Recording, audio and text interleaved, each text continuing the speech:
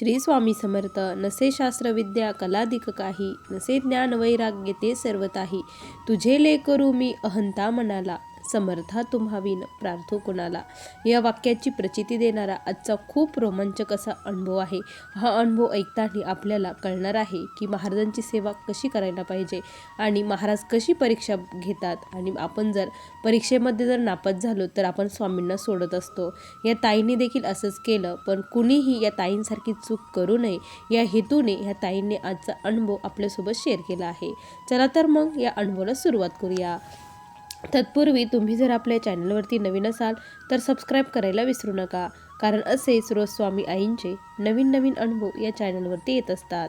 ताई म्हणतात, सर्वप्रथम सर्वांना श्री स्वामी समर्थ. माझ्या जीवनाचे सूत्रधार असलेले, सर्वांना अंधाराकडून प्रकाशाकडे नेणारे, या ब्रह्मांडाचे चालक मालक पालक भगवान श्री स्वामी समर्थ महाराज यांच्या चरणी कोटी कोटी प्रणाम. स्वामी भक्तांनो, आज मी माझ्या आयुष्यातील स्वामींचे आलेले मला छोटे मोठे अनुभव सांगणार आहे. माझे नाव सौ रुपाली देशमुख. मी अहिल्यानगर येथील रहिवासी आहे.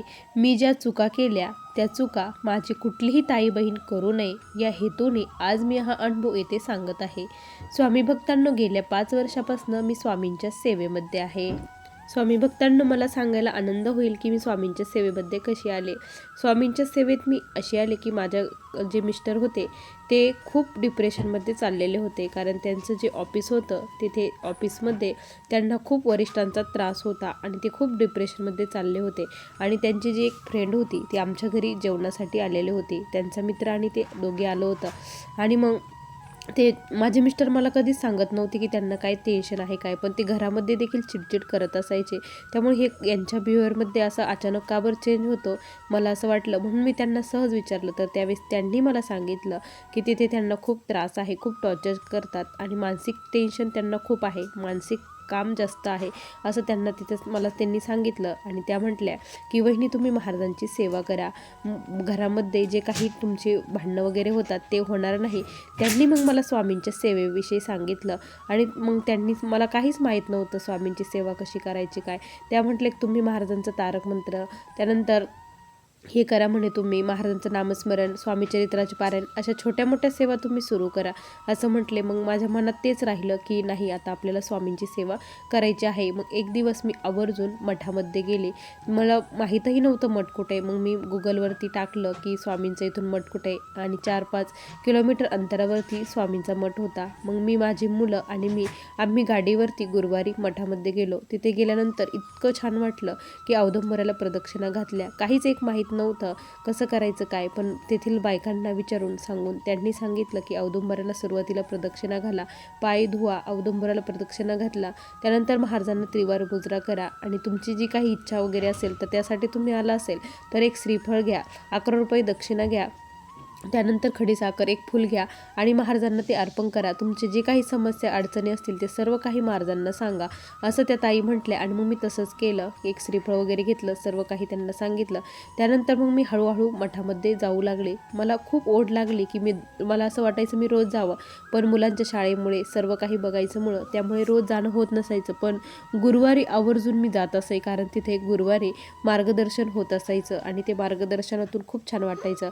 आणि त्याच वेळेस काय झालं की तिथे सांगण्यात आलं की पुढच्या गुरुवारी मार्गदर्शन आणि प्रश्नोत्तर सेवा होणार आहे असं सांगितलं. आणि मग मला त्या दिवशी जायचं होतं, पण महाराजांची इच्छा नव्हती की मी ते प्रश्नोत्तर करावं असं म्हणायला हरकत नाही, कारण महाराजांनी मला म्हणजे आदल्या दिवशीच प्रॉब्लेम आल्यामुळे मला खूप वाईट वाटलं. मी खूप रडली की मला जायचं होतं, प्रश्नोत्तर करायचे होते, सेवा घ्यायची होती, पण काहीच झालं नाही असं वाटलं.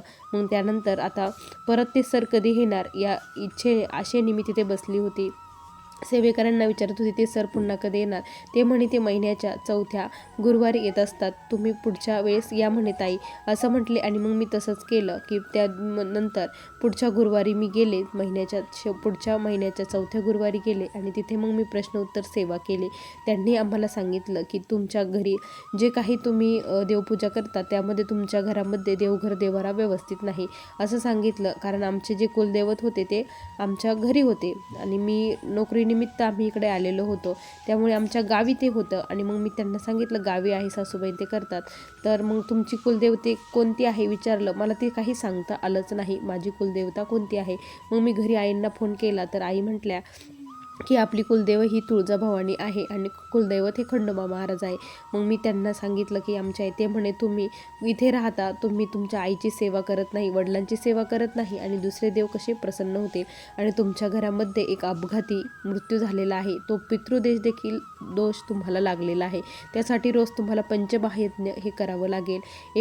तुम्हाला गाईला एक पोळी द्यायची, मुंग्यांना थोडीशी साखर, कावळ्याला पोळी, त्यानंतर आपल्या घरी कोणी अतिथी येऊ त्यांना एक ग्लास पाणी का होईना द्यायचं. असं करून तुम्हाला पंचमहायज्ञ करायचा आणि हे केल्यानंतर पितृदोष हळूहळू कमी होतो. त्यानंतर देवपूजेच्या अगोदर पितृस्तुती वाचायची असंही सांगितलं. तुम्हाला जर नारायण नागबली करायचं नसेल तर ही सेवा तुम्ही चालू करा, तुमचा पितृदोष हळूहळू नक्की कमी होईल असं त्यांनी सांगितलं. आणि मग मी ती सेवा सुरू केली. दुसऱ्याही त्यांनी बाकीच्या खूप सेवा दिल्या. 108 स्वामीचरित्र पारायण, 7 गुरुचरित्र पारायण, अशा खूप साऱ्या सेवा दिल्या. आणि आता ह्या सर्व सेवा करायच्या तर अडचणी तर खूप येत होत्या, प्रचंड भयानक अडचणीत होत्या. आणि मला सुरुवातीला मन देखील लागत नसायचं, पण मला हे करायचंच होतं. ही इच्छा मनामध्ये एक होती की महाराज तुम्ही माझ्याकडून करून घ्या असं वाटायचं. मिस्टरांची चिडचिड दिवसेंदिवस वाढत चाललेली होती. का मी सर्व त्यांनी दिले तेवढ्या सर्व सेवा केल्या, पण मला कुठलाच अनुभव आला नाही. मिस्टरांचा त्रास आणखीन वाढत चाललेला होता. या डिप्रेशनमध्ये माझे मिस्टर ड्रिंक करू लागले होते. ज्यांना सुपारीची खांडाची तलप नव्हती ते मिस्टर माझे ड्रिंक करू लागले. अचानकच ड्रिंक करू लागले. हे बघितल्यानंतर कुठल्याही स्त्रीला वाईट वाटणारच. मलाही तसंच वाईट वाटत होतं. स्वामी मी तुमची एवढी सेवा करते, एवढं हे केलं तरी देखील काहीच नाही. कुठलाच देव नसतो, काहीच नसतो. जे देव करत नाही तेच सुखी असतात. मला तर वाटतं की जेव्हा मी तुमची सेवा करत नव्हते किंवा कुठल्याच देवतेचं करत नव्हते तेव्हा मी सुखी होते. इतकी मोठ्या मी संकटामध्ये आता सापडले आहे असं म्हणून मला खूप प्रचंड स्वामींचा राग आला. आणि मग मी म्हटलं की आता मी सेवाच करणार नाही, कारण माझे मिस्टर हे खूप ड्रिंक प्यायला लागले होते. तर एकदा तर असं झालं, त्यांनी काहीच खाल्लं पिल्लं नाही. त्यांना तिथे ऑफिसमध्ये कोणीतरी खूप टॉर्चर केलं, बोललं आणि ते हाफडे घेऊन घरी आले. आणि माझ्या मिस्टरांना विशेष म्हणजे सरकारी नोकरी होती. ते हाफडे घेऊन घरी आले आणि त्यांनी काय केलं, घरी येता येता ड्रिंक घेतली आणि घरी आले. घरी आल्यानंतर ते उभे नाही राहिले तर त्यांना चक्कर आले आणि ते बेशुद्ध पडले. आणि मग मी खूप घाबरले. त्यांना धावत पळत हॉस्पिटलला घेऊन गेले. मुलं शाळेत गेलेली होती, कोणाचाच आधार नव्हता, कोणीच नव्हतं. मी हॉस्पिटलला गेली. डॉक्टरांनी सांगितलं यांनी काहीच खाता पिता आणि त्यांनी विशेष म्हणजे कोरी ड्रिंक घेतली होती, त्यामुळे त्यांनाही ती ड्रिंक काळजाला लागली असे डॉक्टरांचं म्हणणं होतं. डॉक्टरांनी साफ सांगितलं यानंतर तुम्ही ड्रिंक घेऊ नका. ड्रिंक जर घेतली तर तुमचे लिव्हर नक्की खराब होणार आहे, त्यामुळे तुम्ही ड्रिंक घेऊ नका असं डॉक्टरांनी सांगितलं. त्यानंतर मग मिस्टर म्हटले की ठीक आहे मी नाही घेणार, पण त्यांचं घेणं चालूच होतं. मी इकडे माझी स्वामी सेवा पूर्णपणे त्यावेळेस मी बंद केलेली होती. स्वामी सेवा मी काहीच करत नव्हते, अक्षरशः दिवा देखील लावत नव्हते, काहीच नव्हते. पण घरामध्ये इतकी निगेटिव्हिटी आली होती ना की थोडंसुद्धा प्रसन्न वाटत नव्हतं. काही खायचं प्यायचं झोपायचं. आणि माझे मिस्टरही काही बोलत नसायचे, एकदम शांत असायचे. मुलांशी खेळणार नाही, काहीच नाही.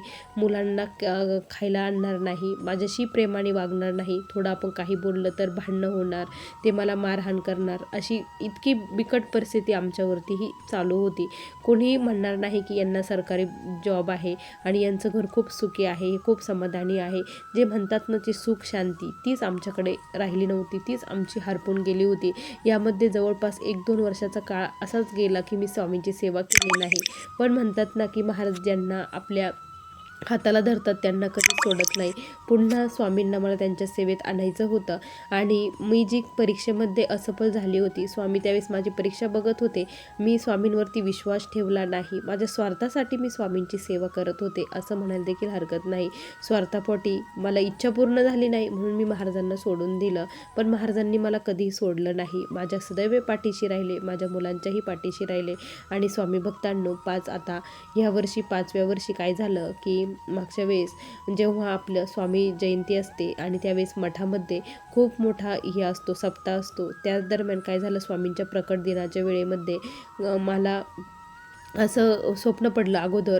प्रकट दिनाच्या अगोदर 21 दिवस म्हणजे 20-25 दिवस सप्ताह राहिला असेल, त्याआधी मला स्वप्न पडलं की मला एक अशी खूप वृद्ध बाई माझ्या स्वप्नामध्ये आली. अक्षरशः तिला उभाही राहता येत नव्हतं.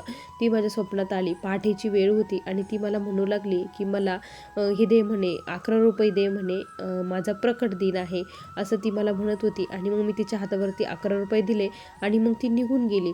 आणि मग मला खूप तडकन जाग आली की ही असं का बरं म्हटली की 11 रुपये मागायला आली आणि 11 रुपये दिले, प्रकट दिन. त्यावेळेस मला क्लिक झालं की महाराजांचा प्रकट दिन असेल कदाचित आत्ता. म्हणून मग मी काय केलं, कॅलेंडर बघितलं तर खरंच महाराजांचा 21 दिवसानंतर प्रकट दिन होता. मला खूप असं भरून आलं की म्हणजे महाराज माझ्या पाठीशी आहेत अजून पण. स्वामी मला विसरले नाही. स्वामींची इच्छा आहे की या 21 दिवसामध्ये मी काहीतरी त्यांची सेवा करावी म्हणून. आणि मला त्यांनी पुन्हा एकदा सेवेत घेतलं. त्यानंतर यूट्यूबला मी जेव्हा बघितलं त्यावेळेस पूजा ताईंचे व्हिडिओ बघितले. त्यांनी 21 दिवसांची स्वामींच्या प्रकट दिनापर्यंतची जी सेवा होती ती सेवा सांगितली होती. 21 दिवसाचं अनुष्ठान केल्यानंतर काय होतं ते त्यांनी सांगितलं होतं. 21 दिवसाचं अनुष्ठान करायचं होतं. मी त्यावेळेस खूप सेवा केल्या पण तारक मंत्राचं अनुष्ठान कधीही केलं नव्हतं 21 दिवसाचं. आणि मग माझे मिस्टर जसे होते तसेच होते, त्यांच्यात काहीच बदल नव्हता. ते ड्रिंक थोडीफार घ्यायचे आणि त्यांचा जो त्रास होता, कारण त्यांची बदलीही होत नव्हती. आम्ही बदलीसाठी लेटर दिलं होतं, पैसे भरण्यासाठी आमच्याकडे पैसेही नव्हते आणि बदलीसाठी लेटर दिलं होतं, पण आमची बदली काही ट्रान्सफर काही केल्या होत नव्हतं.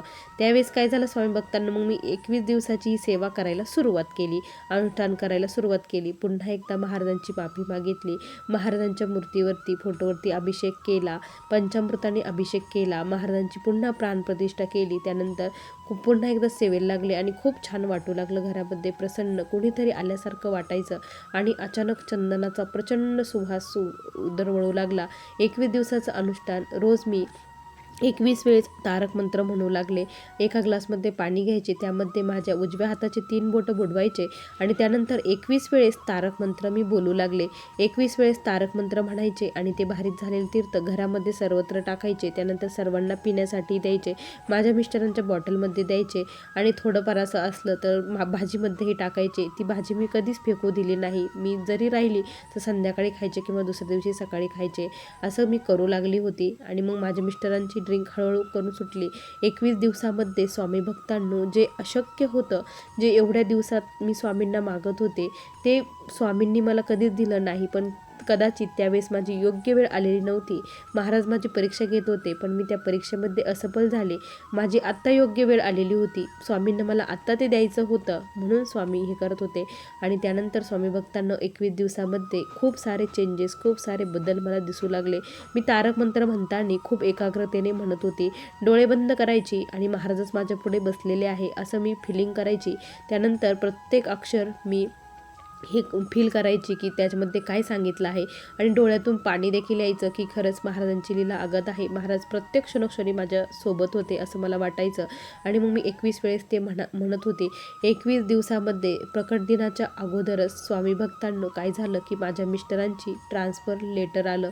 ज्यावेळेस ट्रान्सफर लेटर आलं, गुरुवार होता, मिस्टर खूप खुश होते. मी मठामध्ये गेले, आरती करून आले आणि माझे मिस्टर संध्याकाळी खूप आनंदात आले. एवढ्या 5 वर्षामध्ये एवढा आनंदात मी माझ्या मिस्टरांना कधीही बघितलं नाही, तेवढं त्या दिवशी ते आनंदित होते. मुलांसाठी त्यांनी पेढे घेऊन आले होते. मलाही कळत नव्हतं की काय झालं म्हणून. मी त्यांना विचारलं तर ते म्हटले की अगं, आपण इथून जाणार आहे, आपलं ट्रान्सफर होणार आहे, आपण इथे जाणार आहे आणि माझा जो त्रास आहे तो कमी होणार आहे. आणि विशेष म्हणजे जिथे मी जाणार आहे तिथे मी सिनियर असणार आहे, त्यामुळे तिथे मला कुठलाच त्रास होणार नाही. हे जेव्हा मी ऐकलं त्यावेळेस मला खूप आनंद झाला आणि त्यावेळेस कळालं की अशक्य ही शक्य करतील स्वामी. स्वामींचं जे ब्रीद वाक्य आहे, भिवू नकोस, मी तुझ्या पाठीशी आहे, योग्य वेळेची वाट बघ, ते मला आठवलं आणि डोळ्यातून नकळतपणे अश्रू आले. स्वामी मला माफ करा, मी तुम्हाला ओळखू शकले नाही, मी तुमच्यावरती अविश्वास दाखवला आणि जी काही सेवा केली ती स्वार्थासाठी केली. पण आत्ता तुम्ही माझ्याकडून जी काही सेवा करून घेतली ती खूप मनापासून करून घेतली, त्याचंच फळ हे तुम्ही मला दिलं आहे. आणि मग मी त्या दिवशी मठामध्ये गेली प्रकट दिनाच्या दिवशी आणि स्वामींनी जे 11 रुपये मागितले होते, म्हणजे बघा स्वामींनी मला फक्त एवढं मोठं दिलं आणि त्या बदल्यात फक्त 11 रुपये माझ्याकडून मागितले होते. आणि मग मी ते 11 रुपये स्वामींपुढे ठेवले, श्रीफळ ठेवलं. स्वामी तुमचे 11 रुपये घ्या. तुम्ही मला खूप मोठा आनंद दिला, खूप मोठं. आतापासून माझा संसार हा खूप सुखी होणार आहे. आणि एका महिन्यातच आमचं ट्रान्सफर आलं. आम्ही तिकडे गेलो आणि विशेष म्हणजे आम्ही जेव्हा इकडे आलो त्यावेळेस स्वामी भक्तांनो इतकं छान, म्हणजे एका माझ्या जवळपास थोड्याच अंतरावरती महाराजांचा मठ होता. रोज सकाळ दुपार संध्याकाळची आरती माझ्या कानावरती पडत असायची. माईकवरती जे म्हणायचे ते माझ्या कानावर पडायचे. इतक्या जवळ मला स्वामींनी आणलं होतं. स्वामींनी तिथेच मला रूम दिली. त्यानंतर आम्ही तिथे राहू लागलो आणि माझ्या मिस्टरांनी त्यानंतर कधीही ड्रिंक घेतली नाही. ते मुलांशी एकदम व्यवस्थित वागू राहिले. जो नवरा जर भाजी चांगली झाली नाही म्हणून ताट फेकत होता, तो नवरा आज काहीच मला करत नव्हता, काहीच म्हणत नव्हता. खूप आनंदाने जणू काय आमच्या घरामध्ये गोकुळच न्यालं होतं असं वाटत होतं. महाराजांचीच ही सर्व अपरंपार कृपा आहे आणि महाराजांनी माझा संसार हा खरंच सोन्याहून पिवळा केला. आणि स्वामीच माझ्या आयुष्यात आता सर्वस्व आहे. माझ्या आयुष्यात दुसरं कोणीच नाही. मला खाता पिता उठता बसता फक्त श्री स्वामी समर्थ एवढंच दिसतं, बाकी काहीच दिसत नाही. माझे मिस्टर ही आता सेवेत यावं अशी इच्छा आहे आणि मला माहीत आहे की महाराज ही देखील इच्छा माझी लवकरच पूर्ण करतील. आता मी त्याच्यासाठी महाराजांकडे अट्टहास धरला आहे आणि त्यासाठीच मी सेवा करत आहे. मला माहीत आहे 108 पारांमध्ये माझे मिस्टर देखील स्वामींच्या सेवेत येईल. त्यांच्या भाग्यात देखील स्वामींचा आशीर्वाद प्राप्त होईल असं मला वाटतं. स्वामी भक्तांनो, असा मला आलेला हा स्वामींचा दिव्य अनुभव होता. श्री स्वामी समर्थ. बघा स्वामी भक्तांनो, किती सुंदर अनुभव आहे ताईंचा. तुम्हाला हा अनुभव कसा वाटला नक्की कमेंटमध्ये कळवा. पुन्हा भेटूया अशा सुंदर अनुभवासोबत. तोपर्यंत सर्वांना श्री स्वामी समर्थ. जय जय स्वामी समर्थ. श्री गुरुदेव दत्त.